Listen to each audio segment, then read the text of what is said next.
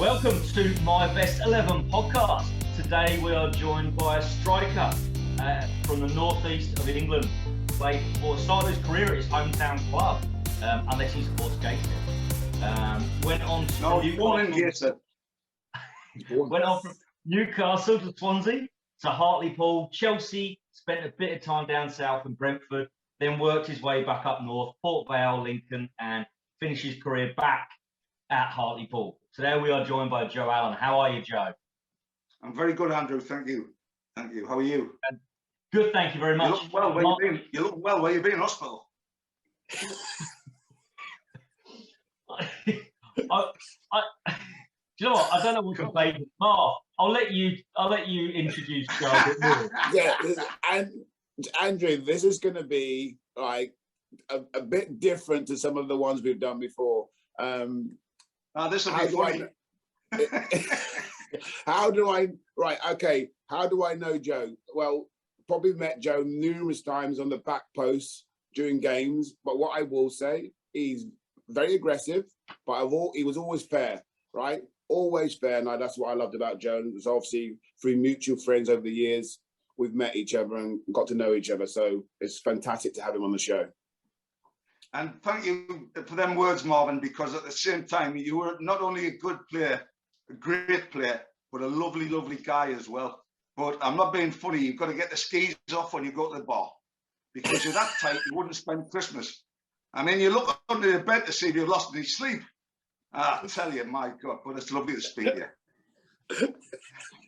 Are you telling me that when it came to the rounds, Marv's got short arms and long pockets? Like that. He got bit by a barmaid when he was younger. He was that tight, right? When we stayed together one night, he was that tight. He turned the gas off when he turned the bacon over. You're a fine one to talk. You got that little puffer jacket on. Put the heating on, right? I can send you some money to give you some money to put some more into the meter. You got that little puffer jacket on. Come on. It's Newcastle upon Tyne, Marvin. It's not Florida, right? Have you seen outside? It's no, lashing down, right? Honestly. Is it really? Is it really? Oh, well, whatever happens in Newcastle, we still might have the coldest weather, but we've always got the warmest hearts. That's true. Very true. So we are here to talk about Joe's best 11 players he's ever played with. He's going to go through them one by one. Myself and Marv are going to have a go at guessing, see how far we get with that. And obviously, we'll give it a go. And the guests at home in their car or on a train, wherever it is, they can also guess along as they go. So I'm going to go straight over to you, Joe. What formation have you picked for your best 11? I've got one at the back and 9 up front. No, I'm 4-4-2. I'm 4-4-2. 4-4-2. Traditional 4-4-2. A man of tradition. Yeah. Is that what you like? Without them 4 behind you, and then 4 in front of you, and then 2 up front, you're not going to get any service, are you? And Marvin wouldn't have gotten a game, would he? Playing on the wing. So we've got to bring him into somewhere along the line. So we'll jump straight in. Goalkeepers. You must have been you must know some crazy goalkeepers in your time. All crazy. The goalkeepers and centre forwards have got this thing where it's love and hate. You know, it's like when you're married. It's like one of them. One day she hates you, the next day she loves you. But when the goalkeepers, when you meet them, if you do something in training like Marvel tell you, if you chip them, they chase you on the pitch and they want to beat you up. You know? They're crazy. They are. I mean, John Burridge, right? He was that nuts, John Burridge, right? I played with him at Hartlepool, and I scored a chip for Port Vale against Newcastle when he was at Newcastle. He was 40-year-old, and he ran. And I said to him in the bar after the game, I went, Budgie, what's the matter with you? He says, I haven't been sleeping well. I says, why? He says, well, he went to bed, right? Believe it or not. He went to bed with his goalkeeper's gloves, right? And a football. And I said, what are you going to bed with your goalkeeper's gloves and a football for? And he said, in case I spill one. And I said, I'll be there when you spill it. So goalkeeper, clues. Clues you got. Is he your goalkeeper? Then you're saying? Who's your I've got my goalkeeper choice, Marv. Again, is a Newcastle United ex-player. He's called Kevin Carr. Now, Kevin Carr, one of the nicest guys in the world. I will tell you that every one of these people are my friends, so they're not minders giving a little bit joy. So just hold on. So you're not allowing us to guess who it is then. So you're just going to tell us who it was then, Kevin Carr. Yeah, because you're not getting. Yeah, but some of the viewers, some of the listeners might like to have a guess. All right, every now and then, just give us a little clue. No, but it's too late. If I tell them the name of the club, Marv, if I tell them the name of the club, they can have a guess at the player. But you've just told us it's Kevin Carr. No, I'm saying for the rest of it. Oh, okay. All right. Yeah, that's good. Cool. So, Kevin Carr, why is he in your team? Why is he better than Dave Besson or Kevin Hall or something like that? Kevin Hitchcock. Why? Yeah, why him? So, Steve. So Carsey, right?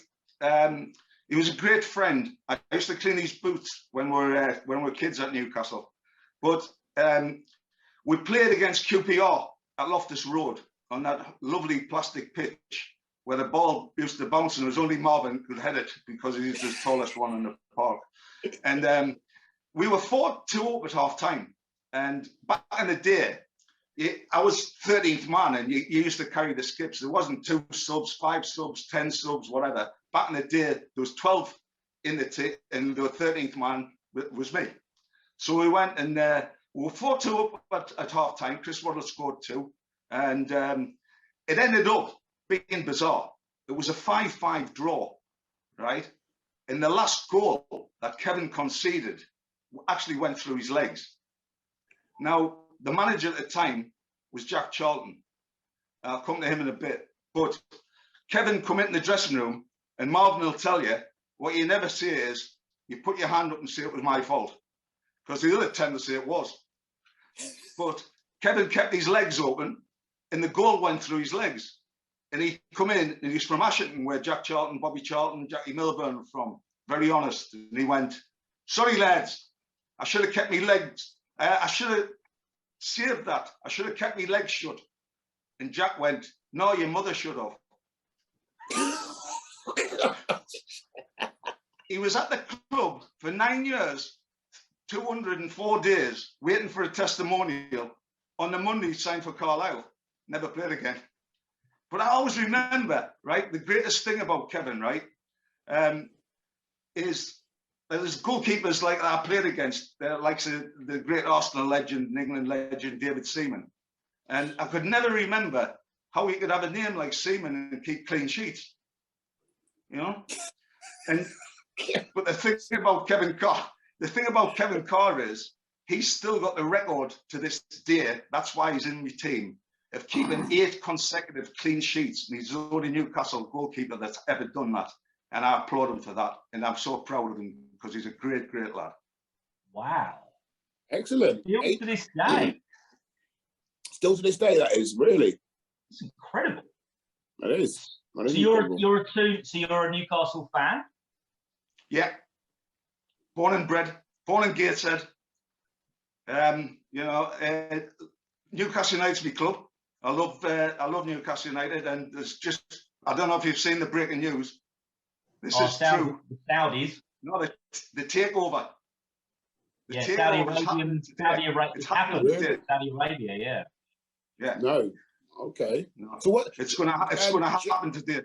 Yeah. Joe, so what was the first game you remember as a kid going to watch? I was 4-year-old. I watched Newcastle United against Tottenham, and one of my heroes in life scored. He's called Malcolm MacDonald, called Super Mac, the only number 9 ever to play at Wembley and score 5 goals, the number 9 shirt against Cyprus in 1975. And he's still one of my best friends in the world now. I love him dearly. The hairs on the back of my neck stand up when I speak to him, when I'm with him, because he's a legend. Now, the word legend gets flashed about. Malcolm MacDonald, when he came to Newcastle, at his first home game, he scored 3 against Liverpool, smashed them off the park, and then he got christened Superman. It was at Luton as well. Yeah. He was at Luton indeed.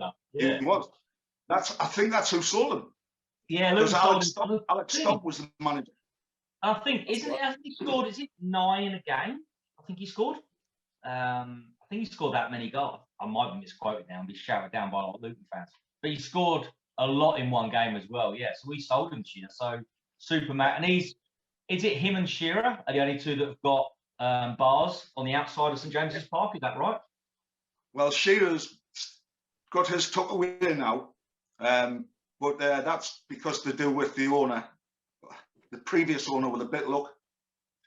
But get the new regime. Get the new regime and start supporting the team. That's what I say. Black and White Army, come on. But the thing is about Malcolm is he got barred from the ground because he's quite outspoken and he's excellent because he tells the truth. But when you tell the truth, they stop them coming to the club. How can you stop somebody like Supermac coming to the club? He should be in the royalty box, you know. And that's just the way he is as a guy, you know. Yeah. All right, let's go to the right back. Should we go to the right back now? Right, I'm going to give you the club. Brentford. Right. Oh, he's gone for Brentford. I can't believe he's not gone for. I know who it is. Oh, do you? Go on, Andrew. Go on. I think. Go on. Throw it out there then. Kenny Sampson. No, Kenny come back. He come late in his career. I didn't know if he flipped across. No. Ken was great, but he could never have took the place of the lad that I've got at number 2. But when did you play with Kenny Sampson? Wasn't it at Brentford? Ken come to the end of his career. Ken come to the end of his career. And what a lovely, tremendous guy he was as well, and a great player. Yeah, I think he only got 88 caps. 88 caps for England. I've gone more for like the big top hitters. Steve Clark, I'm thinking of as a right back and stuff. I thought no, but I thought because of your career. Go on, you've done it. I did think of Clarkey though, Mark. I've got to tell you, I did think of Clarkey. Clarkey was a world-class player, right? I know. He was a brilliant friend of mine, but I have to say, I went for this guy because even though Steve Clark manages of Scotland in a minute, and I speak to him all the time, and his assistant John Carver. So I'm going to give you another guess.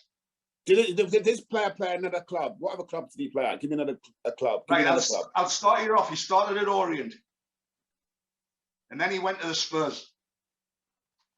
Oh, Steve Perryman. You're very close. Oh shoot! Who is it then? He went to Spurs. He was a legend at Spurs as well. Played with the Hoddles and everybody. Right back. He played left back and right back, but he played right back a lot of the time in his early career. Because I've just been watching Match of the Day Revisited on ITV, and he was playing right back. Oh, Chris Hughton. Chris Hughton. There's the right answer. See, I knew we'd dig it out. So, Chris, the reason why Chris was my skipper at Brentford, and I had the utmost respect for him because he taught us a lot about how to live your life, you know. And I mean, I scored a hat-trick against Derby at home, and we lost 4-3. But obviously, Marvin knows there's a bar in every corner at Brentford. Now, I'd won 2 bottles of champagne. I give them to the lads, and there was a guest in the bar. I didn't drink in them days. I mean, I used to have a log of shandy, but I had a log of shandy with the supporters at the end of the game, and all 4 bars. Now, I got in the car. I had a flash car, number plate, and all that, like Marvin did. But at the end of the day, I was driving up the M25, right, to go back to Hertfordshire where I was living, and the thing was that what was the Wolf's here? Mr. Wolf, come up, say hello. That's the Wolf. Whoa, there he is, hello, Mr. Wolf. That's Mr. Wolf. Hello, Scooby-Doo. Right, so get up. Right, so the thing was you always get like 11 in the police Mariah, the Mariah, yeah? The van. And the woman come out, the police woman, and she says, have we been drinking tonight? I said, I can't believe that you never bought me one. She said, get out the car. So I got out the car, and she said, what are you doing driving in that state? I says, I tried walking, but I kept falling over. I'm 18-month ban. Yeah. But Christie turned round and said, don't worry. We know that you're not a drinker. Like, you know, in them days, I mean, I've made up for it now. But at the end of the day, Jesus, I wasn't going to be here today because I was going to be busy launching a ship and I wouldn't let go of the bottle. Anyway, but the thing is, Chris said, we'll get you a lift, we'll get you to every game, we'll get you home, you're one of us. And I just had the utmost respect for him. And when he was Newcastle United manager, I just loved being in his company with his family, sitting with his beautiful missus and his kids. And I just loved the fact, because I hosted tables there at the time, still do now. But at the end of the day, you've got like a guy who was a fantastic player, a fantastic manager, but most of all, a fantastic friend in person. Yeah, definitely. And he's just been given, unfortunately, the flick from Forest, doesn't he? Not Forest, yeah. I see. And they won the next game. Yeah. Always the way. That's football. Yes, Yeah. it is. So go left back then after Christie Hughes. Left back. Who's gone left back? Left back, well, I'll tell you, he played for Hartlepool United. If you get this, I'll run around this house naked with nothing on. I'm gonna, but I think he's a centre half. I don't think he played left back. I was gonna say Peter Billing. Is he no? Peter Billing I played with at Port Vale. Lovely lad, Scouser. Oh. He's another one of them. He was that tight he wouldn't spend Christmas. He was one of them, you know. Scouser, but he played with us at Port Vale, Hartlepool. Hartlepool. Is it a big name that we could guess? No, it's not. He's an international footballer after he left Hartlepool. What? Oh! I'm going to go. Get ready to get undressed and run round. Steve Guppy. No, Steve Guppy was another one at Port Vale I played with, left winger. Good lad. Good crosser ball. Because he can play left back as well. He played left back at Leicester. At Leicester, yeah. He was an international, you said, yes? He went on to be an international player, played in Scotland, I'll give you, for Motherwell and Scotland. Ginger hair. Mickey Tate. Mickey Tate. Who? Mick No. Tate, is it? Oh. No, Mick Tate, no. Mick Tate, no. Nah. Chris Breach, Chris Breach, or Breach, Chris Breach or Breach, is it? No, not Breach. Manager Carlisle now. You're doing well on your homework, used to, I tell you. Oh, well, we got the right club, all right? Got the right club. Some of them names got the right club. Put it this way, right? He made his debut for Newcastle United against Spurs at White Hart Lane, and Newcastle lost 5-1. And he was playing against a player called John Chidozie, who tore him apart. Red hair. Left back. I think he's done me. He's done us. I told you it'd be obscure. He's done us. Go on, Em. This is the best left back I ever played with, right? I'm going to tell you now. Is that okay? Yeah. His name was Robert McKinnon. Robbie McKinnon. Right? And he was like the answer when he lost against Spurs, because it was at the youth team with me at Newcastle and the reserves, and then he went to play in the first team for Newcastle. And I said John Chidozie, Waddle, Clive Allen playing against them. We lost 5-1, and Rob never played again for Newcastle. But then he went to Hartlepool and he picked himself up and got back in the race. And he was the best left back I ever played with, because not only did he defend, but he could play left midfield, left wing, and he did all that in the same game. And he used to make probably 40% of my goals. And I loved him to bits because he was such a quiet man. And he come back from that. And he was like the answer. Before Mel Gibson thought about playing Braveheart, he was Braveheart. Because to come back after getting beat 5-1 at Spurs, you know, he come on and he went on to play for his country, which is fantastic, you know, and a great lad to boot. Yeah. Oh, definitely. That's a great story, to get smashed and True. adversity. Yeah. And his father, Big Smed, right, who used to come and watch us all the time, right? His father was ginger hair, and he used to travel from Scotland, from East Kilbride, every game to watch his son play, which I absolutely thought was fantastic, because my dad used to come watch me play every game, wherever I played. I bet So he was Joe, grateful he never signed for Plymouth.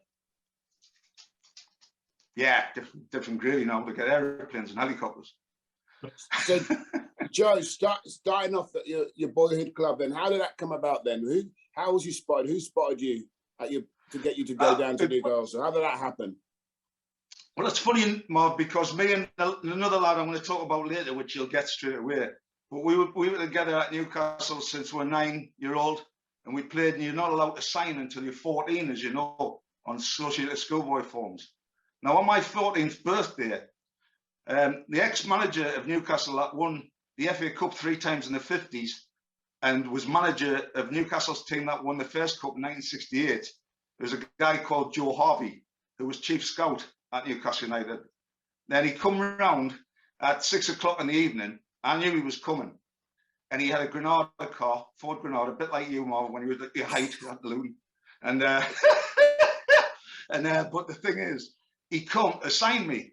Now, my father just done a 12-hour shift at the pit, at the mines, you know.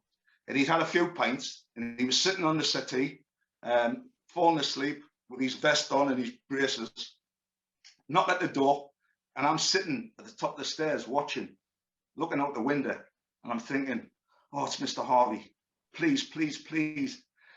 And he opened it, he said, anybody in this house gonna answer this door? And my mum was working at the time, and my brothers were out, and I was just hiding at the like that. And I'd had to get a digestive biscuit to get us up from under the bed. It was one of them. Anyway, he come in, he opened the door, and my dad is a very, very respectful man. But Mr. Harvey turned around and said, hello, Mr. Allen. He went, hello, Mr. Harvey. He says, I've come to sign your Joe. And he went, over my dead body, because my father and my 2 brothers were Sunderland supporters. Now, I was the black and white sheep of the family, wasn't I? Anyway, he said, please come in. So he come in, he sat down, and I'm looking over the stairs.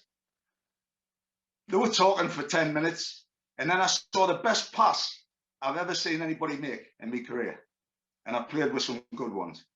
Joe Harvey went to his inside pocket of his top coat and produced a bottle of Bell's whiskey. By 6:30, I'd signed for Newcastle on a 4-year contract.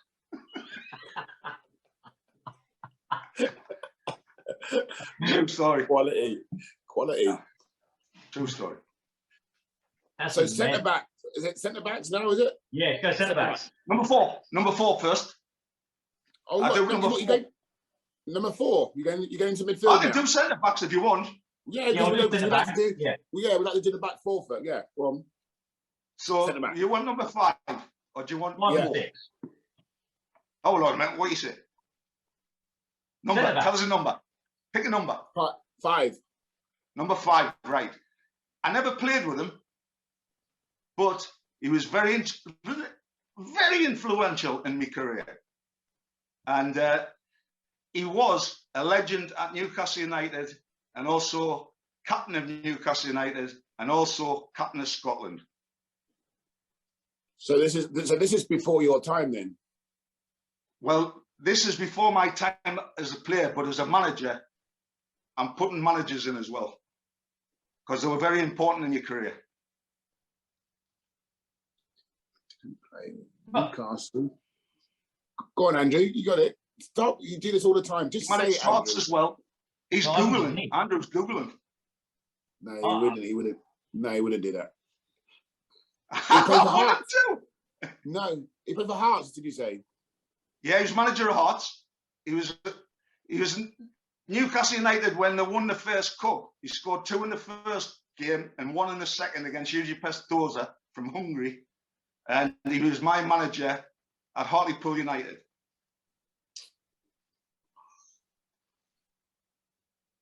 We've done this again. No, go on. Go on. His name was Bob Moncur. Oh, friggin' hell! I should have got that. Was he Bob Moncur? Am I thinking? Yeah. Am I thinking of the right one? Was he? He's not. He wasn't manager of. No, that's right. Go on. I'm thinking of Bobby Campbell. He was manager of Chelsea. No, you're right. Go on. So why Bob was a great influence on my career, lads, right, is because I was playing for Swansea at the time, and I'd scored 7 goals in 7 consecutive games, which is still a record now. But I got injured. I broke my ankle, and I was playing with about 3 blokes and a dog, right, at this place in Swansea, pissing down with rain. And I only had 3 kicks, and 2 of them were kickoffs. And I thought, well, what the hell's going on here now? And anyway, Bob come and watched us. He drove all the way down from Newcastle. He was obviously manager of Hartlepool, but he lived in Newcastle, still does. I see him every home game at Newcastle, legend of a guy. And he kidnapped us. He says, we've got the job at Hartlepool, me and Pop Robson. I went, Hartlepool? I said, the second bottom of the 4th division. Do you think I'm coming to Hartlepool? I said, what? Honestly, unbelievable. He went, no. He says, I've got Pop Robson, the great goal scorer that played for Sunderland, Newcastle, West Ham, Chelsea. Legend of a player, legend of a guy. Best uncapped player never to play for England as a forward, because he was going against the likes of Jimmy Greaves, Malcolm MacDonald, and it was very, very competitive, you know, Jeff Hurst. Anyway, he kidnapped us. We got up there about the Midlands, and he went, I'm taking you. I said, what are you doing? He said, I'm taking you home. You're coming for a month's loan. Well, my mother was poorly at the time, God rest her soul. And he says, come for a month. We'll get you a sponsored car. He says, live at your mum's and dad's, and said, well, I'll pick you up every day. He says, but we'll get you a sponsored car. I says, how am man? Anyway, the sponsored car come. It was a bloke from Hartlepool that had a Nissan Micra, 8-year-old, who went on holiday, and I got it for 2 weeks. It was like only frozen horses, honestly. It was unreal. So we went, my first 3 games, right, chaps? My first 3 games we got beat 6-0, 8-1, and 6-1. And I said to him, listen, you should have signed Alex Higgins, not me, because he was world champion snooker player. I says, well, that far behind, we're requiring snookers. Anyway, he went, don't worry, in 18 months' time, you'll be top scorer in this league. He says, I'll get you removed to the high-flying club. He says, and there'll be a statue outside the ground about you. I went, Bob, where are you getting your drugs from? Marvin. I said, honestly. Anyway, 18 months' time, I scored 35 goals in 46 games. We got promotion for the 2nd time in the club's history. I got to move to Chelsea Football Club. Fantastic. And also, there was no statue. But what they did for us, Marv, Andrew, they named the street after us in Hartlepool. And I'm so proud. Wow. Honestly, I was so proud about that. And I just wish my mother had been alive to see that. Wow. That was fantastic. That really is. That's incredible. So to get the street named after you, to be in that area, that's fantastic. So you mentioned that you switched straight from Hartlepool to Chelsea. That was a big leap in terms of leagues. Yeah, but the thing is, Andrew, I'd already played. I think it might have been the 35 goals. But the thing is, I played with Keegan's, McDermott's, Waddle, Beardsley, Gascoigne. So I wasn't overawed, and I was at the right age at that time, because sometimes you have to take a step back to go forwards. Yeah. And I think Chelsea watched us about 30 times out of them times, and I scored 29 goals in them 30 games. And they got us like in a tribunal for less than $500,000, you know. Don't get fooled by the framework that I went for 250, because I've still got the money in the freezer. None of that went on. It never went on. But the thing is, it was like a fantastic thing, an opportunity. But when I went into the Chelsea dressing room, there was 17 internationals there. But because I played and trained with the greats at Newcastle, I wasn't overawed. I took it in my stride. I had Vinnie Jones on that side. I had Dennis Wise on that side. I sat in the middle, and they went, you're sitting here. And that was it. It was mesmeric. And scoring on my debut for Chelsea was like, you know, second to nothing, apart from scoring the number 9 shirt. Forgot to mention it. Brilliant.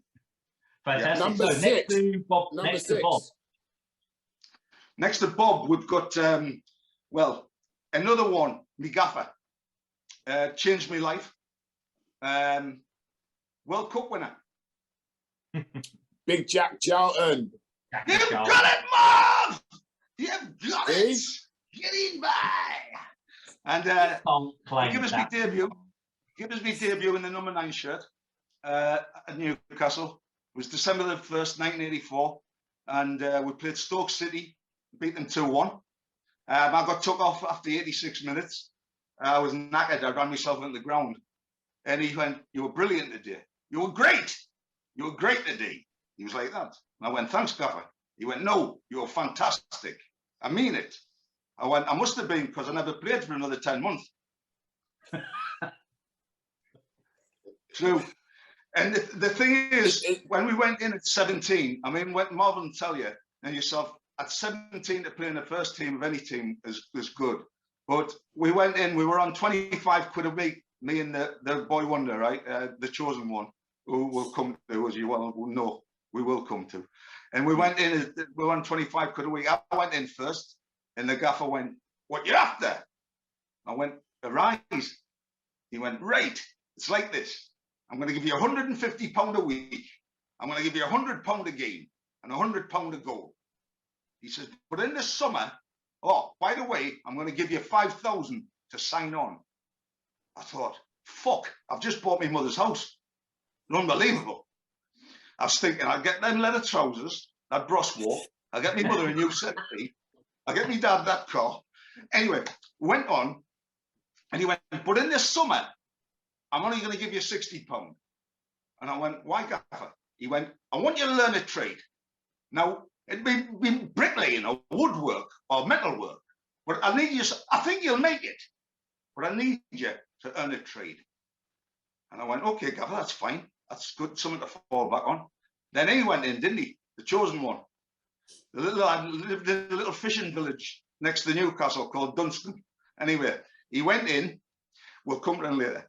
And he come out, and I went, 150. He went, "Aye." I says, 100. Aye. I says, 100. Aye. I says, "In the summer, 60. No, 80. I went, 80 in the summer.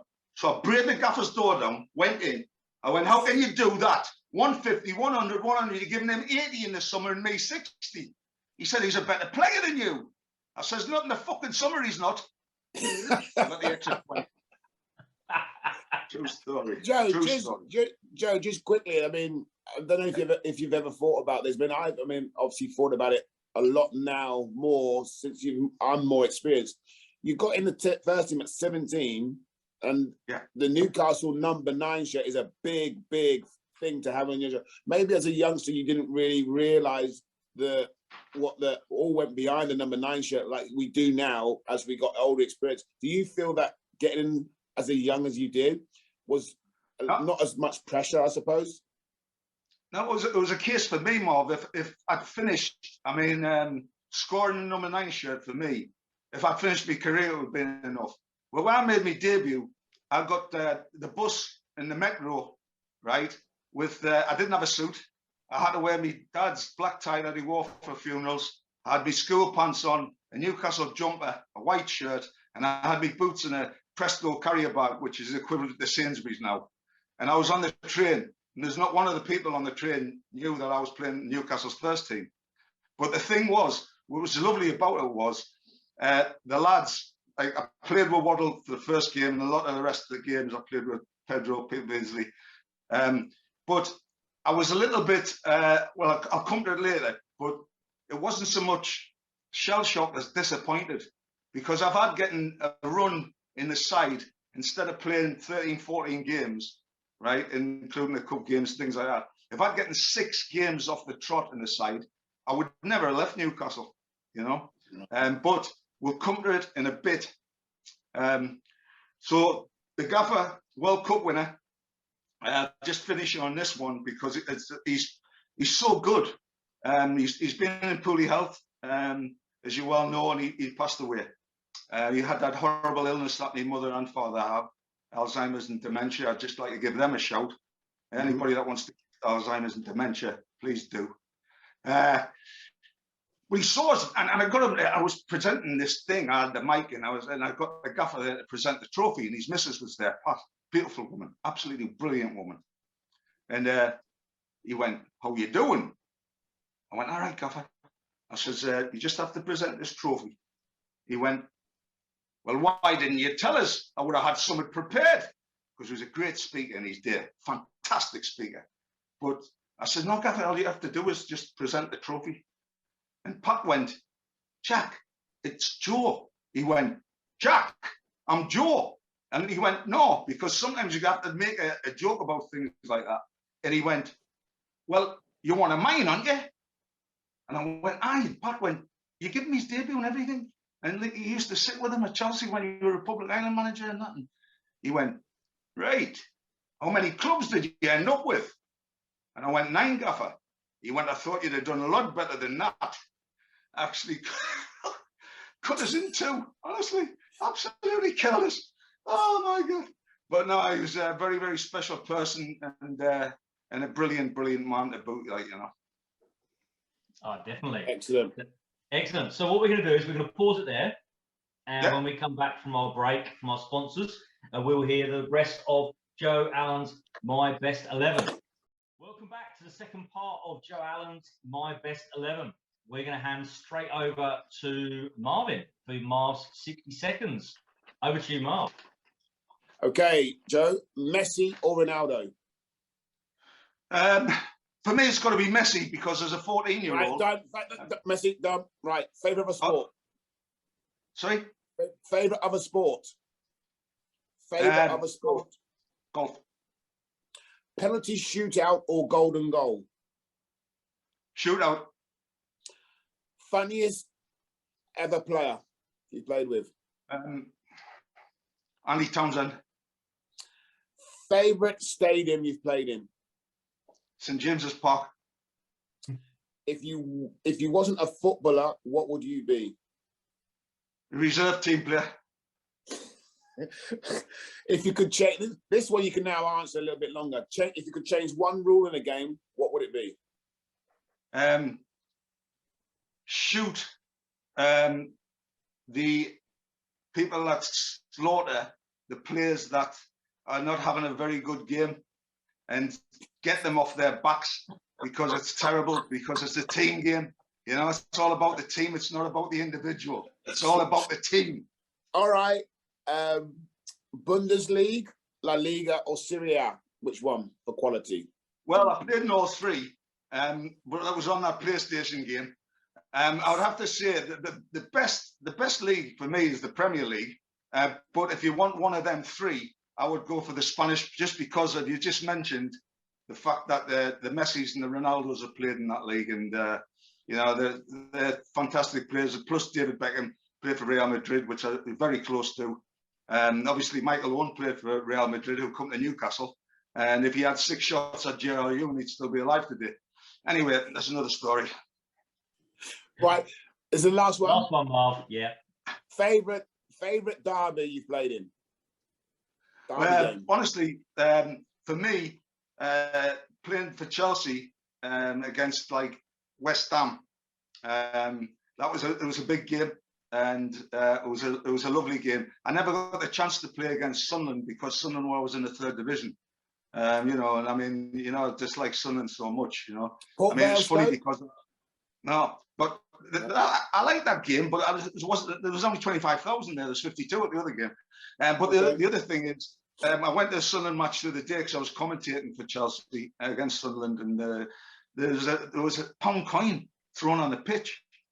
Now the police are still investigating whether it was a missile or a genuine takeover bid. Can you believe that?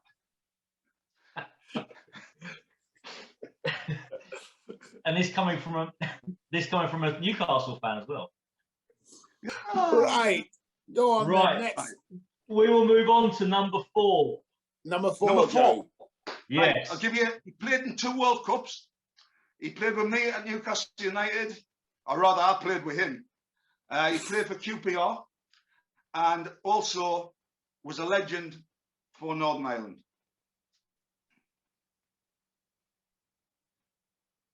Northern Ireland.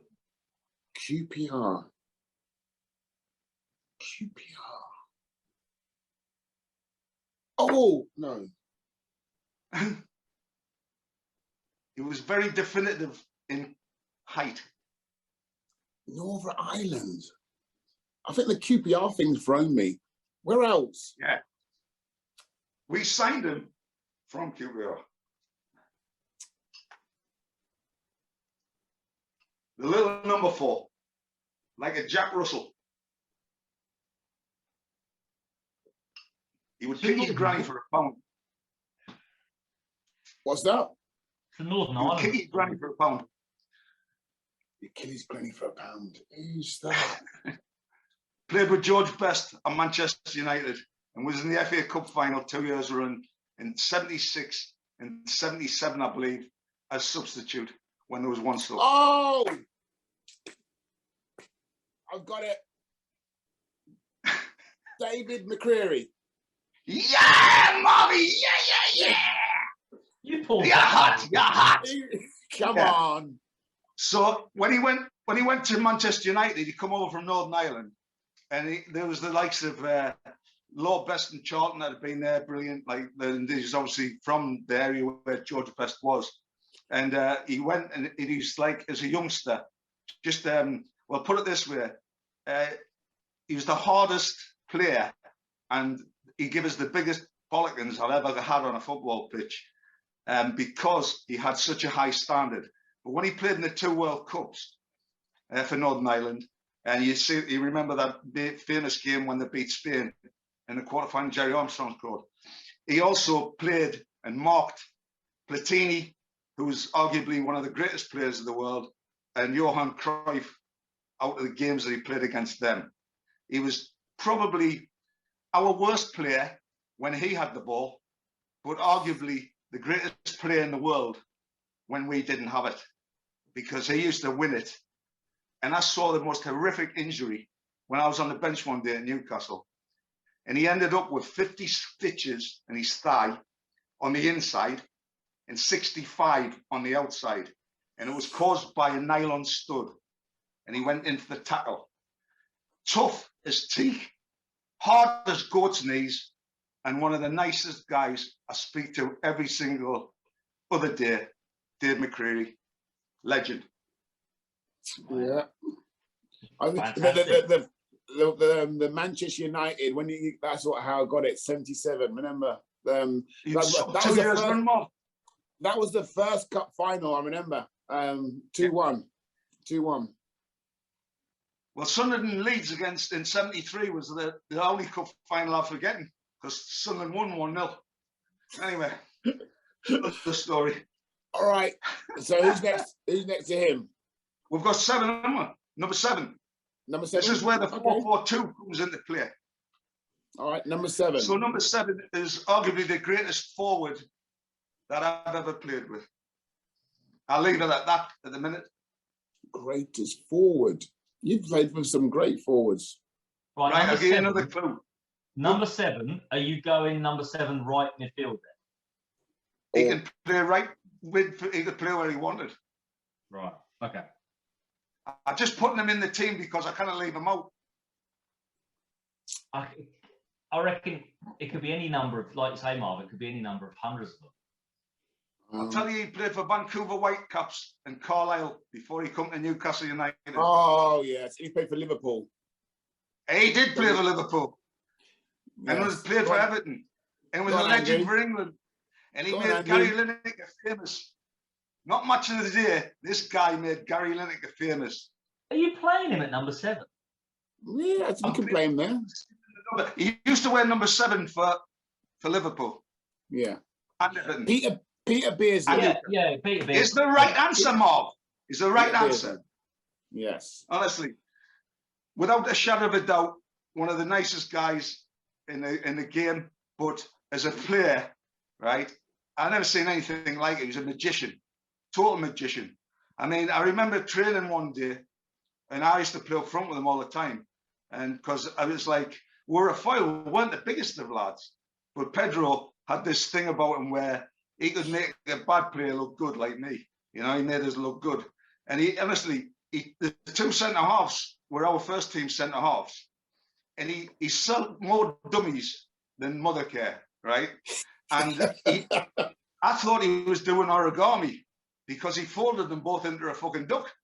But the thing is about him was when he played in the World Cups, then obviously he made Gary Lineker passing the ball and scoring, playing for England so many times. But he just loved playing football. Every single day he played football, and his attitude was fantastic. And probably my idea in 1984 when Newcastle got promotion with Keegan Beasley, Waddle McCreary, Clark. You know, that was the greatest Newcastle team that I'd ever saw. Why is it you call him Pedro? Why Pedro? Is it Pedro? Well, Pedro's short for Peter. If you've ever been into Spain before, you know, right. if you watched Only Fools and Horses, now why Pedro? You know. Oh, okay. So, what was it like for him? Obviously, you speak to him. What was it like for him coming back to Newcastle? So obviously, he went away, and then he came back. He's done great.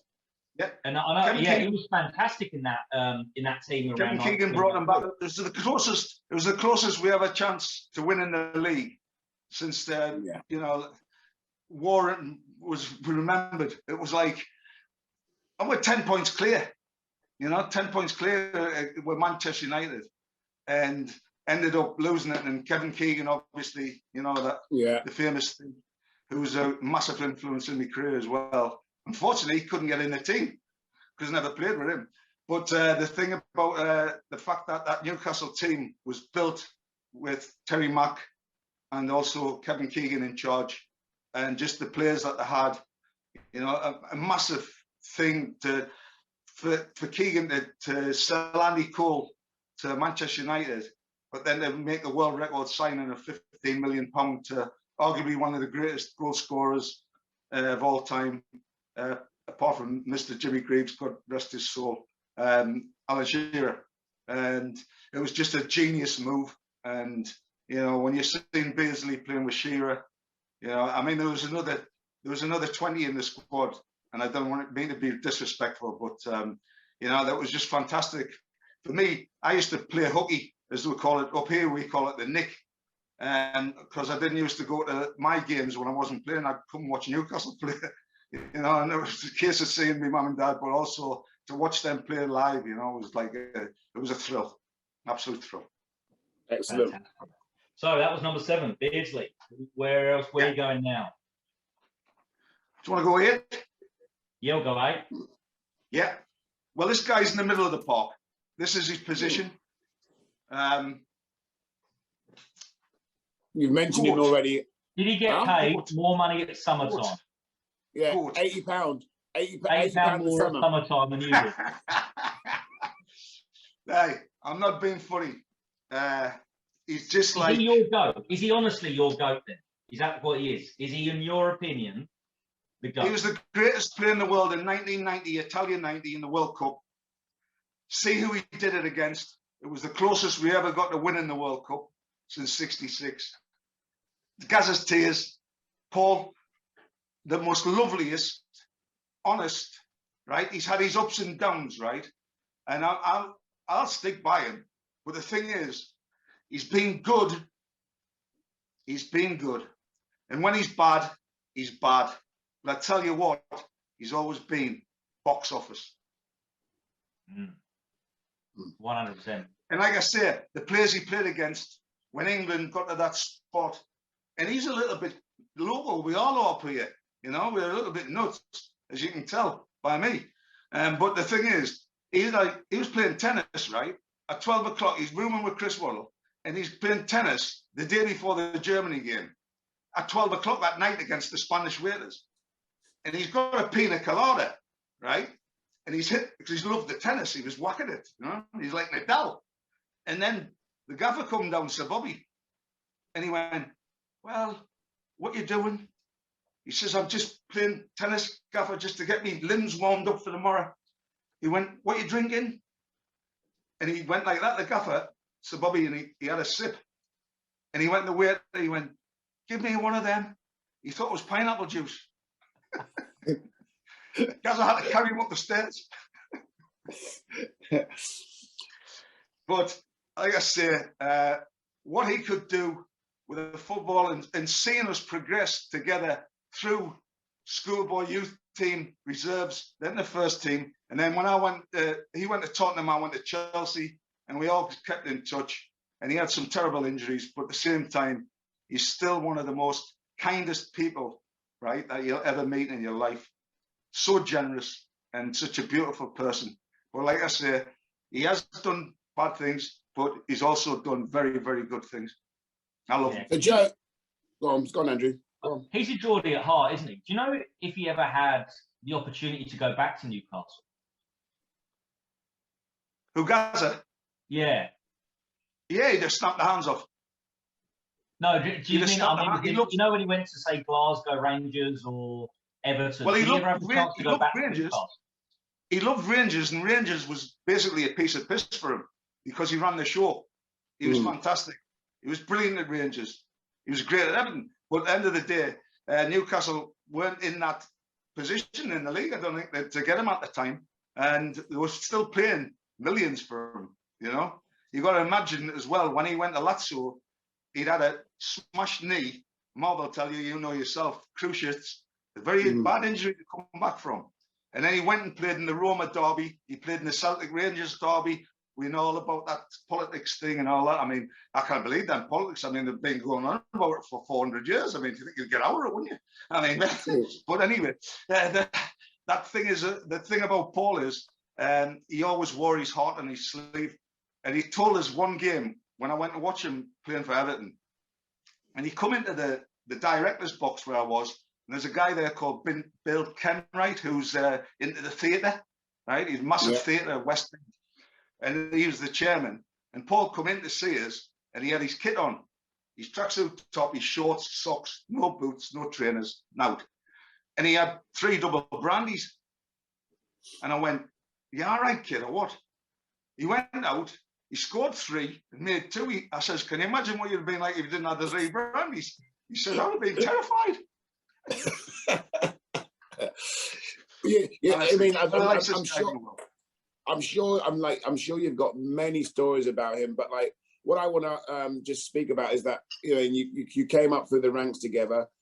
In today, how it is now with so much social media and stuff like that, do you think Gazza will still be the same, knowing the Gazza that you know, being how he? Well, the thing is, we've both had. I didn't care.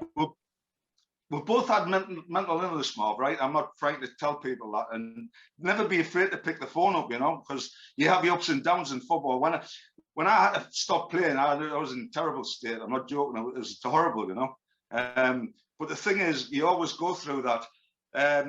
These days, he still had the upper body strength to play, and there was nobody who would get near him because his wings, right? But what he had was unbelievable football brain. I mean, I just remember to the Arsenal supporters that are listening, and I do apologise, but Wembley in the semi-final, it was only about 35 yards, I think, when he pinged it in. No, It was. That was fantastic goal. So, Paul Gascoigne, Peter Beardsley, Dave McCreary, who is going in midfield next to them? Well, we're going on the left-hand side, Andrew, right? Because I've got to get him in the team. Right, he can play left wing. He could play down the middle. But what he was a legend at Newcastle. He was a legend at Spurs. He was a legend in France and in Marseille. Christie Waddle. What, Andrew? Chris Waddle. The majestic Chris Waddle, who could open a tin of beans with his left foot. One of the greatest players that, like, I could see, if there was one player before Pedro come, well, Keegan and McDermott relied on one player, and I'll just say 2 words: match winner, because he could do things as well with that left foot and his jink. I mean, he'd done that once, and half the crowd went that way. You know, he was that good. Like, honestly, he was that good. And he went on to have a fabulous career and still went on playing, I think, his late 30s at Chef Wed. Played for Bradford as well. But just to keep in touch with him, just a legend. Simple as that.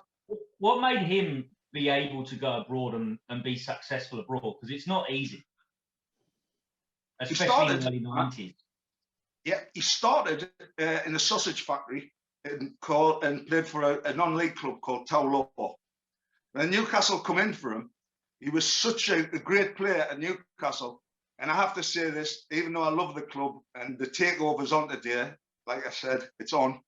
But Chris got sold because Newcastle were a selling club.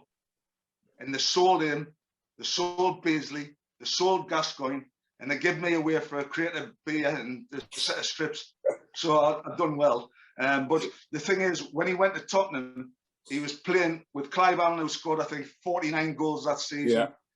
Playing with his great mate, Glenn Hoddle. I mean, the list goes on. Mabbott, the whole lot of them. What a fantastic side. And then he went and he just become, I wouldn't say it would be too be wrong to say, but he wasn't an ugly duckling, like the way he ran and whatever, but he was always a beautiful swan. Yeah. So what I mean is what skill set did he have that made him a success abroad? Well, he could do. People used to do he was all left-footed, but he wasn't. He could do, and he could head the ball as well. But he was right-footed. He could do it.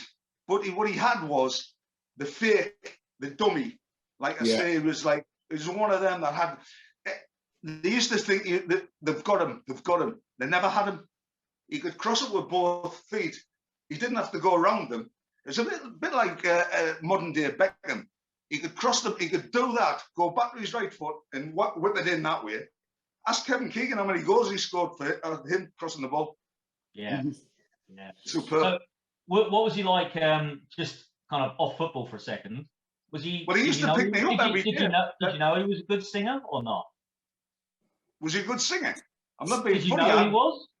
Had earplugs in. Didn't he get to what? Number 10, top 10 chart, top 10 song? Well, he had diamond lights about it. Diamond lights. That's it. Diamond lights. The thing is about Chris, he used to pick me up when I was a young apprentice, young pro, because he only lived up the road from us and took us into the training ground. Never accepted one penny, which was good because we're only on 25 quid a week. And a £20 of that used to go to my mother on board. But the thing is, he was great, but he had his music tastes, like with a jam. He was a bit of a punk rocker, the mod type of thing. He liked all that type of music. And we used to go to social clubs and that and watch like the local bands, along with the late, great Steve Carney, who played in the promotion team in 1984, 85 season. And the thing was, they're just so down to earth. And I think that's what, I mean, Marv, I'm going to tell you something. I don't know if you agree. I think 97% of footballers that we've played with and against are great, great people. I hate slagging footballers off. I love to have a laugh. But there is that 3% that are a little bit different to what we were playing our beautiful game, because we would pay to play the game. Yeah. No, I mean, I agree. I think that, back when we played, Joe, even though like probably we didn't, like, I'm just not talking about you and I, but I'm talking to be a group of players who might not know each other personally, but there would always be that respect. Whereas today, I feel that there's like players will know certain players and be jealous and envious of what they've done or whatever. That never, in my opinion, that didn't go on in our day. We were never jealous of anyone. You would go on the ball. Like I'm going to tell you in a little bit about some stories about that with me two lads that I'm playing up front. So we're going on to number 9. Yeah. Yes. Right. I'm just going to say it. 2 words. Jack Palance. I don't know if Andrew will get it from that. He might get it from that, but I don't think Andrew will get it from that. But say again. Jack Palance. But you should get it. That's a clue. It's a bit asking me, giving you a clue. Number 9. And you should know who it is. That's a big clue. Luton Town. Steve Howard. No. I love Steve Howard. He was my doesn't. apprentice. He's not Jack Palance. Who's Jack Palance?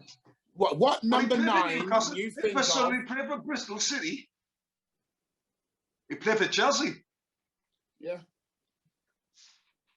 Oh, what? Mick Harper. Hello! Welcome to the ball game, Andrew. What's the Jack Palance thing? That's I was going to tell you about him now. Right, okay. Have you ever seen Jack Palance in a movie? Have you ever seen Jack Palance in a movie? It's Mick. It's Mick. He is hard. He is hard, right? I'm not being funny. As a coffin nail, right? The thing about him is he's got poor health at the minute. I'm just wishing him all the best, right? I'll tell you about it later, Mark. But he's in poor health. He's still at Luton as director of football, and he's probably one of my greatest friends in the world, right? Lovely lad, just a fantastic friend, but also on the pitch, on his day, unplayable. Nobody could come near him. He had elbows like razor blades, right? I'm not being funny. I'm going to tell you a little story, and just to show you Jack Palance. We played Sheffield United in the FA Cup at Stamford Bridge, and the lad that was playing centre-half for Sheffield United done Jack Palance off the ball and knocked him out. So I'm coming towards him on the stretcher, and he went, Joe, get his fucking name and his number. And he went off on the stretcher. First game of next season, we're playing Sheffield United at Bramall Lane. Dennis White scored after a minute. So we're out celebrating in the corner. And then all of a sudden, I look back and I'm saying, where's Mick? And then I'm looking back and I'm seeing the centre half, absolutely knocked out on the halfway line, sprawled, unconscious. And Mick come past us and went, I told you I'd fucking get him. That's him. I mean, that is the man. And one of the best volleys. Honestly, sorry for interrupting, Mark. One of the best volleys. Everybody used to say about his touch. His touch was fantastic. He was brilliant in the air. He could take a knock and give a knock. And he was an all-round centre forward. And if you were in trouble, I remember I got picked up by the throat of Paul Hart, who played for Notts Forest. Yeah. And he picked us up by the throat at the Gallagher end because I kicked him, because the gaffer said, if you're having a bad game, just kick him, the centre half. The Gallagher end will love you.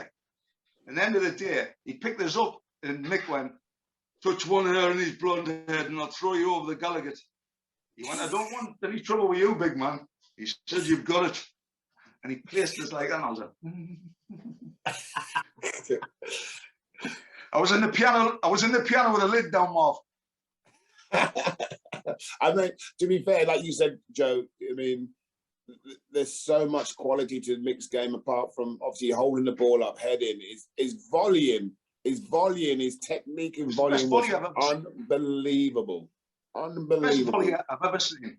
And for being 18'3", his overhead kicks, Jesus Christ. Yes. They knock the floodlights out. Very good. Mick Fantastic. That's Mick Harper. Who's next to Mick?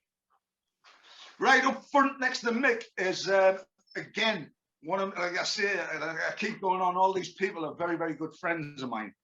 But I met this lad, Marv, can you remember when they used to play the five-a-sides at Wembley?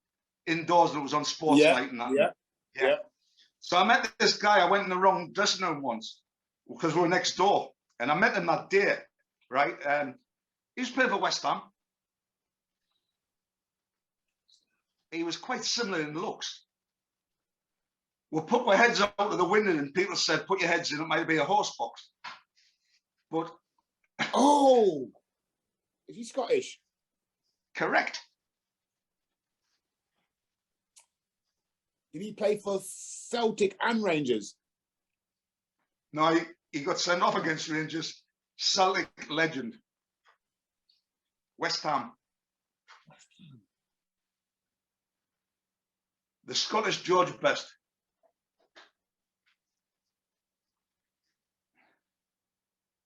blonde hair. No, I was thinking of.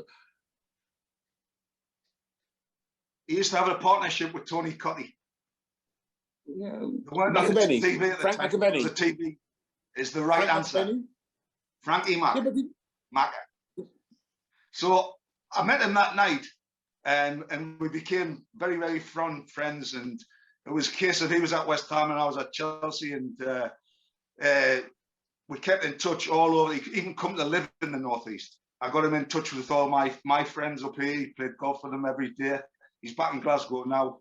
But I remember we played West Ham at Upton Park, or the bowling ground as it's known, back in the day. And we won 2-1, and the magnificent Kerry Dixon, the Dunstable Dungeon, he scored the winner header from about 25 yards, which that's what Kerry could do. And Frank was in the bar. We went in. We were bullish. I'm just getting 1,200 quid bonus, 300, yeah, 400 pound a point we were on at the time. We were in the top two. And I'm like, oh, God, get in. So we've got the Chelsea regalia on. We're looking like that, suited and booted. We'll go in, and I look at the bar. My little blonde mate's at the bar. He's got a pair of denim jeans on, a pair of cowboy boots. He's got a white T-shirt and a leather jacket. And I looked at him like that. And he had 2 page 3 birds on his arms like that, drinking a bottle of Bollinger. And I'm like, then I went, fucking hell, Frank. I says, what do you get when you win? One of the funniest lads, honestly, and he's up there like with legendary status in Glasgow, but at West Ham, he's still up there in the best lot that's ever played for West Ham. And him and Cotty had the most unbelievable goals ratio of any 2 strike 2 that they've ever had at West Ham, and that is including Jimmy Greaves and obviously Jeff Hurst when he played and whatever. But Frank is just a unique character, you know, the funniest guy. Like, you know, you're going to come to funnies, but he is like really, really so dry. He used to say when people used to slag him off, and like I'd be with him and all that, and I would be there by his side, you know, and he'd say, and it's McAvenny or this, that, and the other, and he'd say, thanks, mate. He says, give us a ring when you've got less time.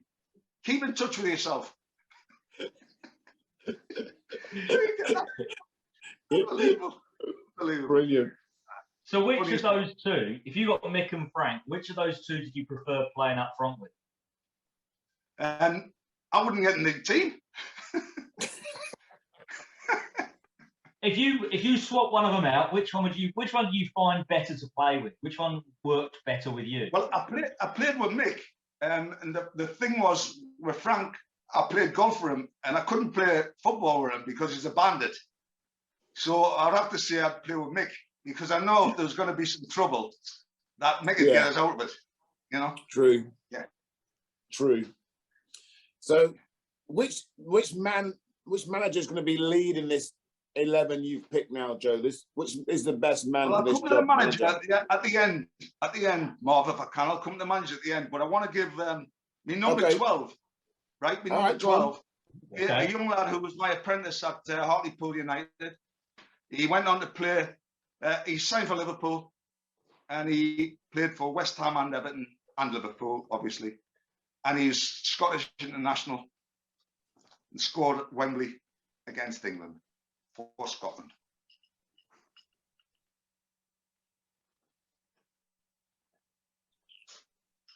I'm trying to think. He scored an absolute worldie at Wembley for Scotland, and they beat England 1-0. He's one of the best broadcasters on the telly here in England now. Does it abroad, it gets live. He's a Gateshead lad. I haven't been biased toward the North East. I'm trying to think. And he played for who? Hartlepool. He went from Hartlepool to Liverpool.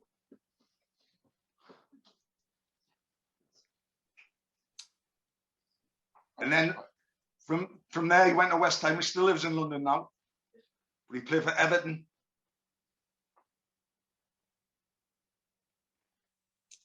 Tall, gangly.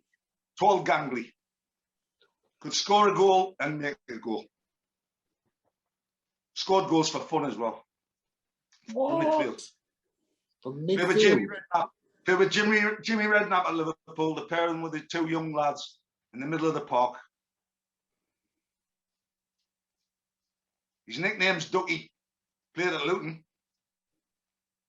Oh no! In his late stages in his career, he played at Luton. He was still the best player in the park. Did he play for West Ham? Did he say? Yeah. Yeah. Oh, Don Hutchinson. Don Hutchinson. Yeah.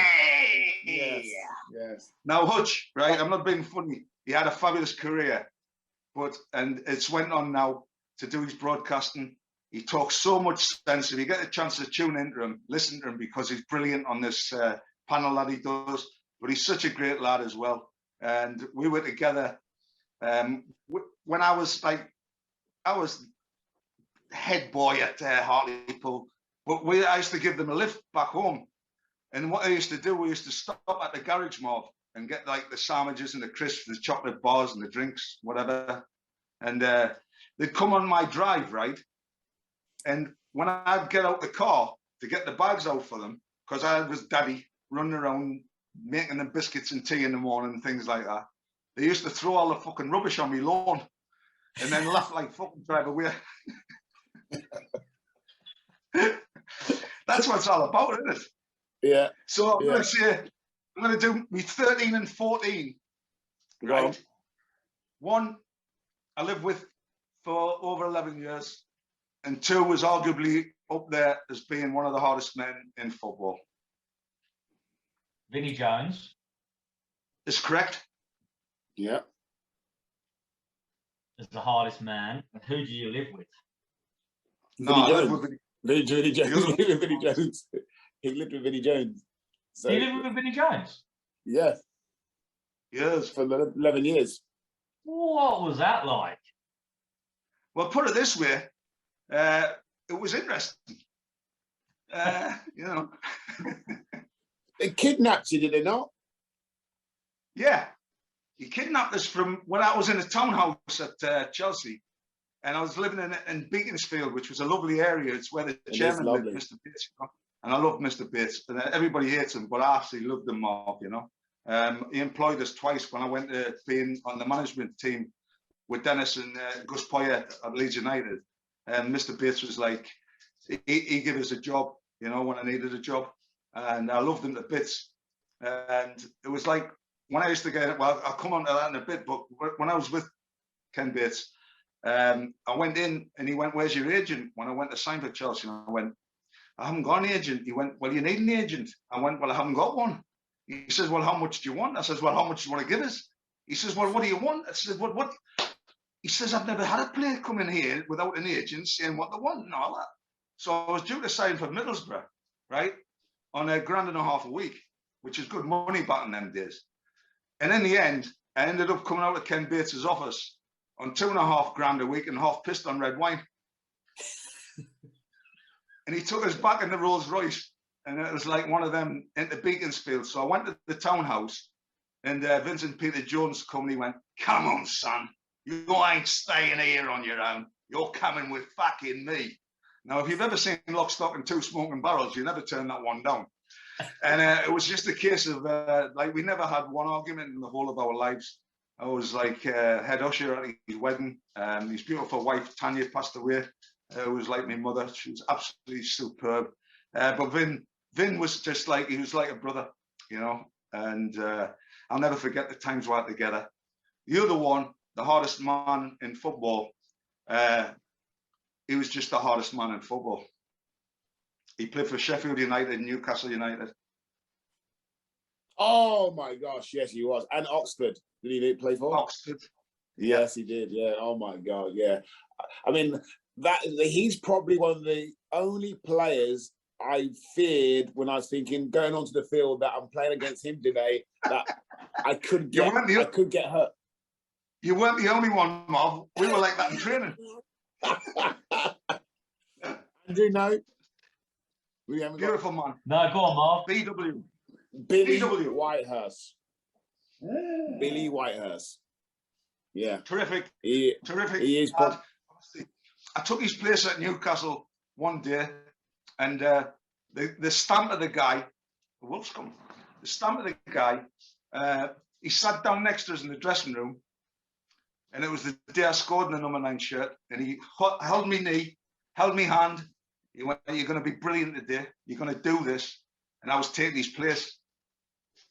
You know, what pro would do that these days? Yeah. They'd be sniping in the players' bar, saying that bastard there's playing, I'm better than him, we shouldn't have him. That wasn't this is a guy he's from the streets, but I tell you what, his heart was as big as a lion. And he was one of the greatest lads.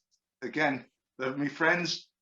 I just want to give you my best coach first before I finish my manager.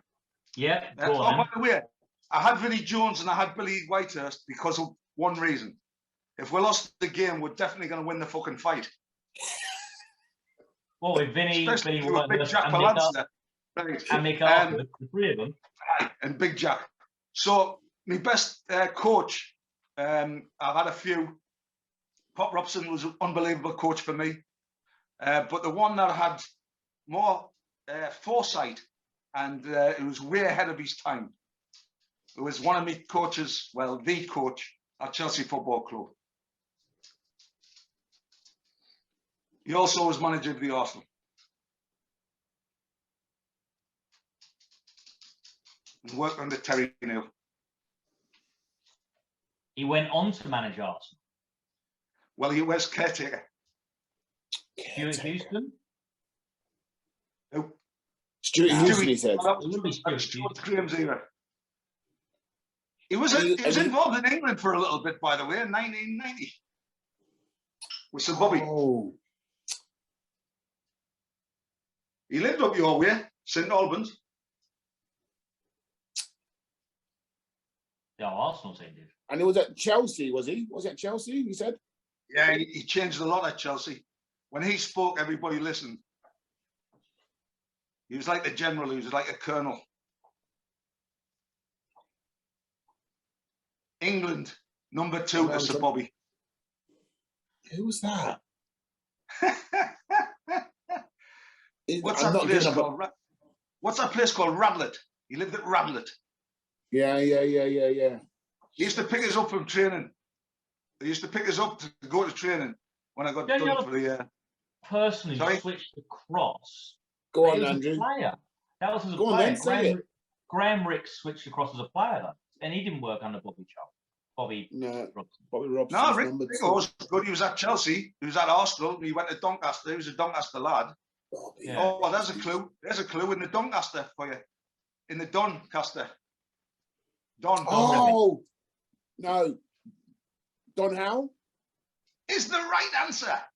Don Howe. He was miles ahead of his time. Yeah, he was the one that grabbed the hold of Sir Bobby. When we missed the penalty, Wadler missed the penalty, he grabbed the hold of him and gave him a cuddle, shook his hand, an absolute gentleman and a wonderful, brilliant coach. He was fantastic at Arsenal and he was brilliant because when he spoke, everybody listened. He was different, really. Yeah. So we'll come to the manager. Yeah. Well, you know who that is, don't you? Somebody that knows fuck all about football. Yeah, Joe Allen. I'd be manager, and I'll fuck all about football. Is that you pick him? Is that how you're going for, Joe? Are you putting yourself as manager? Joe Allen. Joe Allen's manager. Put him down. His name's down. It's done. Yeah. Marvin, over to you. Yeah, so I mean, obviously, Joe, you and I have spoken on the phone a couple of times. I mean, I know roughly what you're doing, helping out with your dad full time. But just for our listeners and the teams you play for, just tell us a little bit about what you're up to now. I mean, you do a little bit of after dinner speaking and stuff like that as well. So, sell yourself. Yeah, I've done after dinner speaking now for about 25 years. I mean, I don't know if you realise, but I've done all this off the cuff. But you know, I'm about as funny as the theatre. But because of the pandemic, everything stopped for like 20 months, but it's all starting again. And I love doing it. I love it. I've always been known as the joker in the pack, the joker in the dressing room. But the thing is, my stories I've got, I don't like talking about me. I like talking about the players and the lads and the managers and the supporters, everybody like that. And I get enjoyment out of it.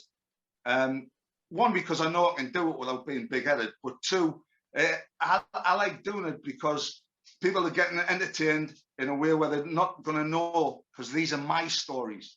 They're not anybody else's stories. They're from my heart. You know, I can start talking about my dad and my mum and start crying. Them don't give a shit, because they know that the emotion's there and they're there with us, and I can feel the love, you know. And I love that. But I also love the fact that I can always finish like we're going to do now, with people ask us, Marv, I mean, please ask anything more, but people say, who's the biggest character that you've ever been in football with?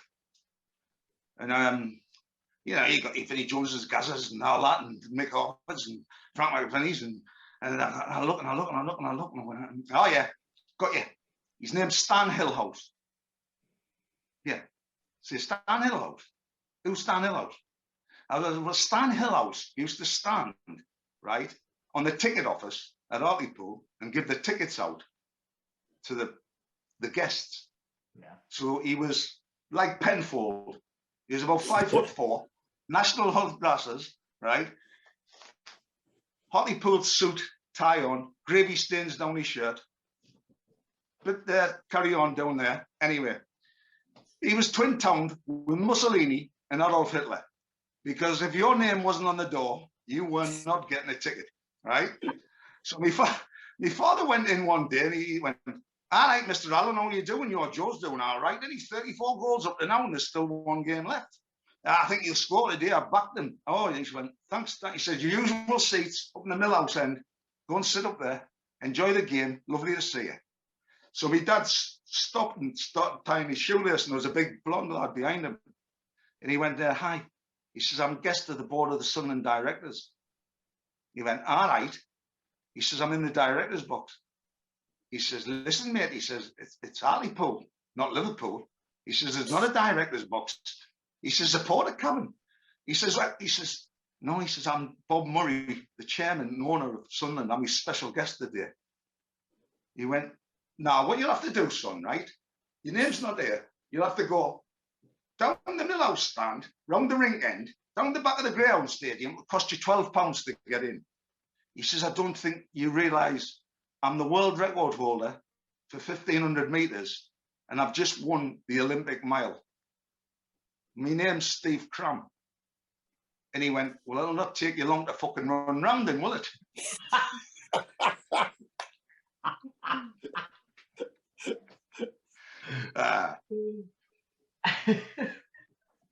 That's brilliant. That's absolutely brilliant. So you reckon that, and by the sound of it, you love your supporters, you love doing things for fans and things like that. And as you say, and comments like that, he was a fan. The guy at Hartlepool, and that's what it's about. It's about also a friend, Andrew, and like he'd be there making the tea, and I'd go in and help him with the tea. And the people there, the good people at Hartlepool that bestowed that honour on me, people like him, you know, and I'll take that to the grave. I'll be happy with that. Fantastic. Excellent, Joe. Fantastic. So, I just want to say on behalf of my best 11, myself, Marv, thank you so much for your time, Joe. It's been my pleasure. And that was Joe Allon's My Best 11. Thank you, guys. I love you to bits. Get in touch anytime.